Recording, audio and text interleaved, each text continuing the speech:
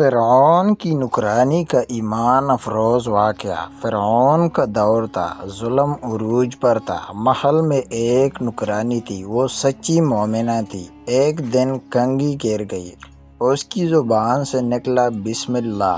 یہ بات فرعون تک پہنچ گئی، اسے دربار میں بلایا گیا۔ سوال ہوا، کیا میرے سوا کوئی رب ہے؟ اس نے کہا، میرا رب صرف اللہ ہے۔ سزا کا حکم دے دیا گیا، تیل کی دیگ کھولائی گئی، اس کے بچوں کو لایا گیا۔ ماں کا دل کانپ اٹھا، لیکن ایمان مضبوط تھا۔ تب شیر خوار بچہ بولا، امی صبر کریں، آپ حق پر ہے۔ وہ ثابت قدم رہی اور شہادت پا گئی۔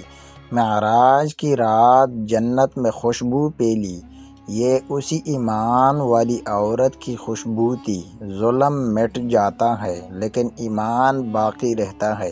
اگر آپ کو ایسے ایمان افروز واقعات پسند ہے تو ہمارے چینل کو سبسکرائب کریں اور بیل آئیکن ضرور دبائیں تاکہ ہر نئی آنے والی ویڈیو آپ تک جلد پہنچ سکے۔